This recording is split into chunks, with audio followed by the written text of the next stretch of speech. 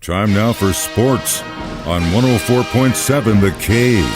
Here's Ned Reynolds.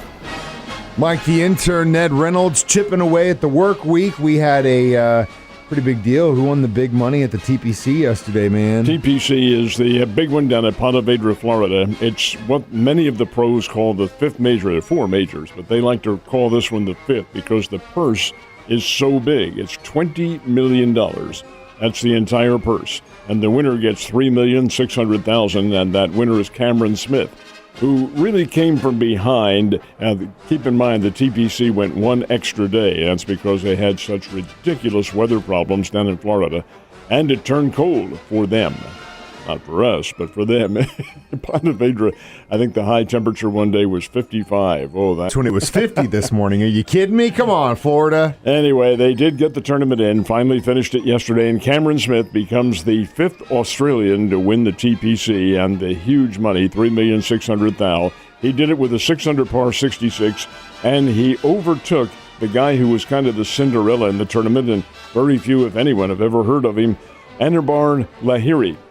He is a 34-year-older from India, and he's trying to make it on the U.S. Tour. He does live in this country now, but he's a virtual unknown, and yet he was right in there all the way, finished one stroke back. But the winner's Cameron Smith, $3,600,000, and the tour goes on, and we're closing in on the Masters, which is the first weekend in April. When you're getting paid back a couple mil, it definitely makes sense to actually have golf as a hobby. If you're not getting that kind of money, it's too expensive, at least for me. But, you know, what am I talking about? I've been an intern for almost 20 years now. Tough break for the Padres, my man. It really is. It really is. They have a new manager, Bob Melvin, and he is a proven pro, and he has all the ingredients, or let me put it in the past tense, had all the ingredients for a championship team this year. And now his star player, Fernando Tatis Jr., only 23 years old, one of the budding stars of baseball, breaks his wrist.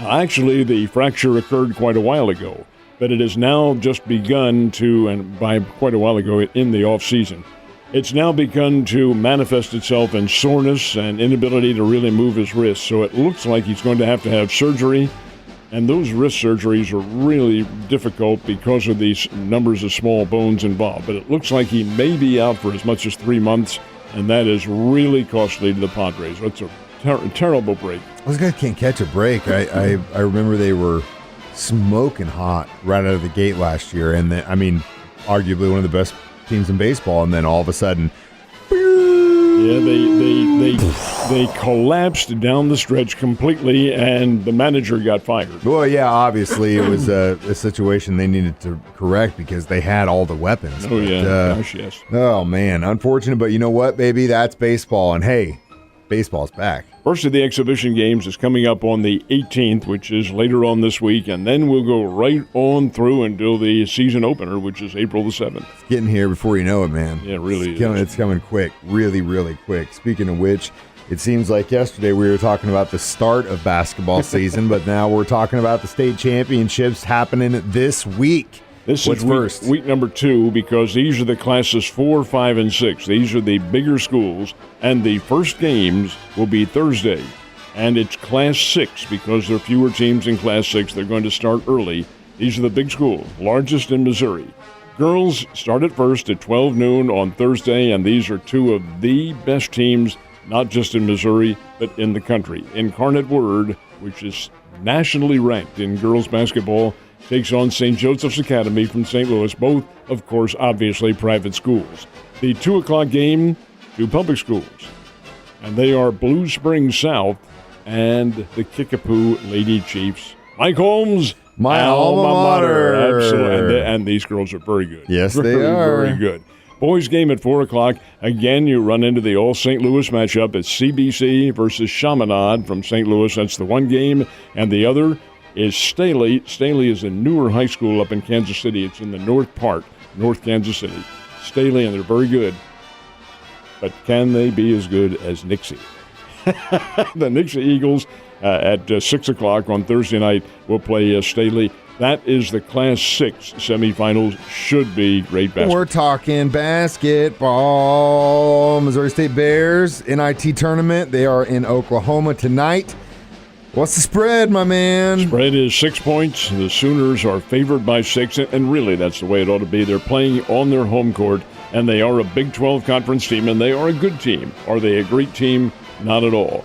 Can the Bears beat them? Absolutely, Missouri State can. When you take a look at the stats, Mike, Missouri State is actually a higher scoring team than Oklahoma. The Bears are averaging somewhere over 75 points a game, and Oklahoma, which is not a big scoring team, is in the high 60s.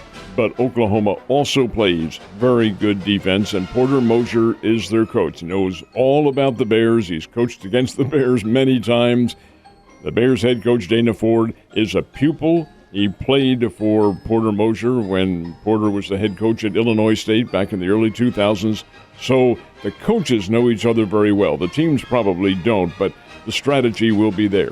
Oklahoma plays a much, much tougher schedule than the Bears. They play the Big 12, like the defending national champs Baylor, which Oklahoma beat last week. Yep. You have Kansas, you have Kansas State, you have Texas Christian, which is having a great year, Texas Tech, which had a great year.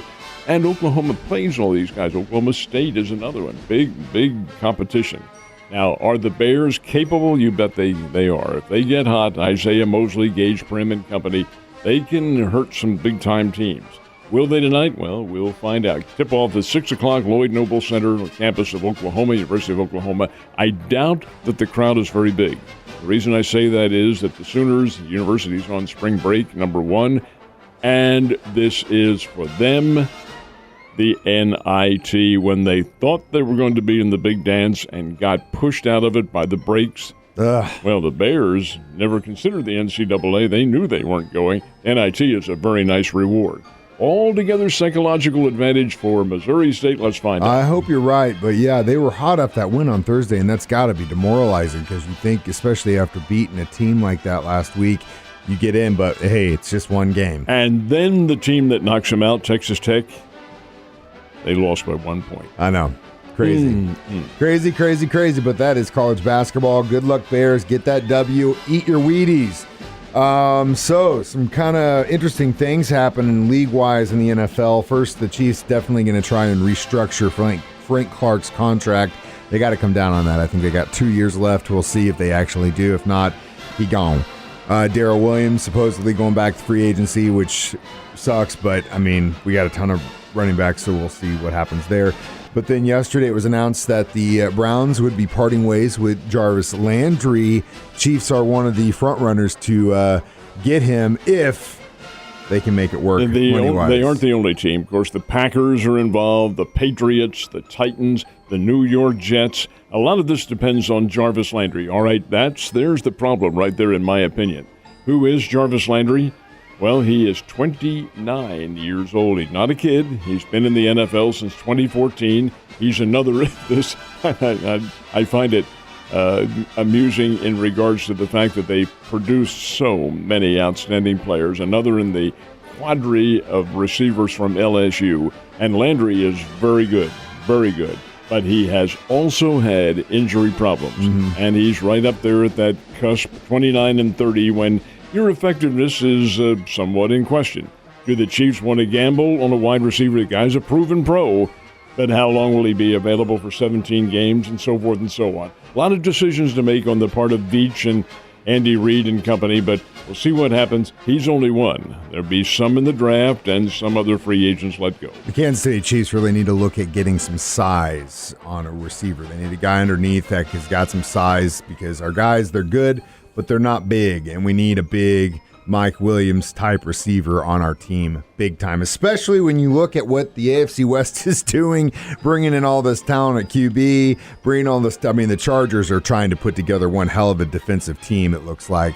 It's not going to be an easy division anymore, and I don't think we're going to have as easy of a time owning it this year. So. And one of the others is the Denver Broncos with Russell Wilson. I don't care what anybody says, Wilson makes that team a whole lot better. Oh, yeah, definitely. They get more wins right there. Now, speaking of which, though, their old quarterback, Teddy Bridgewater, he gone.